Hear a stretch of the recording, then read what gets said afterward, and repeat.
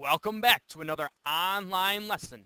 Today we're going to be looking at winning the war. If you remember from last time, we were talking about the efforts on the home front to help out our soldiers who were serving overseas. So today we're going to be looking at the process of winning the war in Europe and looking to win the war in the Pacific. So let's get started. Today we're going to be looking at what were the keys to Allied/U.S. success in World War II. What minority groups contributed to the Allied effort, putting an end to the war itself, and that's where we'll finish up. So those are the big key ideas that we're going to focus on. Let's get started. We'll get started talking about why did the U.S. and Allies experience success. So, keys of U.S. Allied success. First, we had great U.S. generals, men who knew how to fight a war and win a war. Also, we had the undivided support of U.S. people. When you've got a home front that's behind you and working to help out the war effort, the war goes better. Your morale is up and you're getting supplies that you need. You're able to fight on. Big one, industrialization. Similar to World War I, the U.S. had the ability to build and replace weapons such as planes, tanks, guns, etc. much faster than other countries that they were fighting. Also, bravery of the United States troops. Over 400,000 young men lost their lives in World War II. And finally, the women. Let's not forget those ladies, y'all. They took on the responsibility of producing weapons while continuing to raise their children back home. So the women really played a part in this war effort. Now, looking at some of these minority groups that had an impact on winning this war, first we're going to look at the Tuskegee Airmen. However you say it, potato, doesn't matter to me. Tuskegee Airmen. This was the first African-American fighter pilot unit. They downed over 400 enemy planes despite obvious racism in the military and at home. It was very interesting because these men fought in countless air battles. They never lost a single man or plane. So these men were very experienced, very good at what they did. And this is unheard of, to be in so many battles over a war that took so long, and they end up not losing one man or one plane. Another group of individuals who were of minority status that helped out a lot were the Navajo Code Talkers. And if you've seen the movie Wind Talkers with Nicolas Cage in it, and it's a great depiction of what these Code Talkers and the people that kept them safe went through. These Native American soldiers sent messages to the U.S. soldiers in Japan. The reason they did this is because the Japanese could not decode their language. They weren't able to break that code. So the Native Americans helped us in the Pacific especially with relaying information when the Japanese were trying to break our code. The 442nd NICE unit. This was a regiment of Japanese American soldiers. Despite their race, they became the highest decorated unit in World War II history. Keep in mind what's happening back at home. All Japanese American citizens have been rounded up and put into relocation camps. There is an extreme amount of racism towards Japanese Americans. However, these individuals signed up and they fought for America. And they were the most decorated unit in World War II history. Moving along, we also had a change in leadership during World War II. It's very sad to talk about, but in April of 1945, FDR passes away while in office. He was well known for his stamp collection. He was in his study working on his stamp collection when he suffered a brain aneurysm, and he passed out. When they found him, he was close to death. They brought him to the hospital. He was pronounced dead. So he passed away. He was the only president to ever serve more than 2 terms. And many argue that had he stayed alive and he found a way to keep living up until today, he would still be our president because many saw him as being a great individual who did his job extremely well. So after he passes away, his vice president, Harry S. Truman, assumes the presidency. Japan continues to fight while Truman hopes for a quick end to World War II. At this time, in the switch, in the change of power, Germany is beginning to surrender. Adolf Hitler realizes, hey, I'm kind of losing this war, and he's a coward. So he commits suicide in one of his secret bunkers.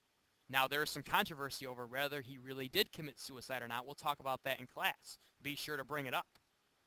But for any rate, Hitler commits suicide, Germany surrenders. In July 1945, this is after the after the German army has surrendered, Truman is given the news that U.S. scientists have developed and successfully tested an atomic bomb. And this really gets us into the age of nuclear weaponry. This program was codenamed the Manhattan Project. I know that's something that one of the questions asks on the homework.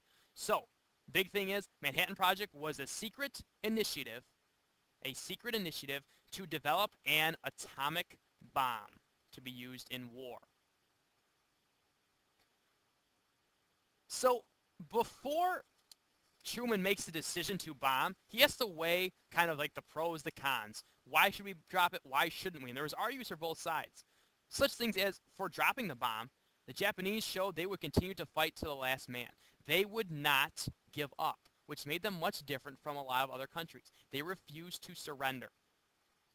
And an invasion of Japan, had America decided to invade Japan, would have cost over 1 million American lives. So there's some reasons why they should drop the bomb. Now let's look at a couple of reasons for against it. Again, we're going to cover some more of these reasons for and against in class. But reasons against dropping the bomb, civilian casualties would have been huge. The two cities were of limited military value. So Hiroshima and Nagasaki, very limited military battle. We'll continue with this in class. Looking at this, of course, he has to make a decision. Japanese are fighting on. We are warning them that they might be bombed to total destruction. So they're being warned enough time that says, hey, if you decide to keep fighting, we will take care of business.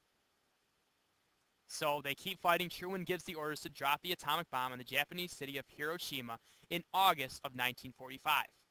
90,000 plus Japanese citizens are killed instantly. They do not surrender.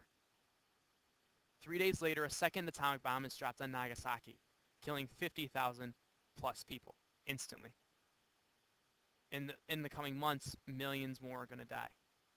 Japan surrenders on August 15th, 1945, and this day is known as VJ Day, Victory in Japan.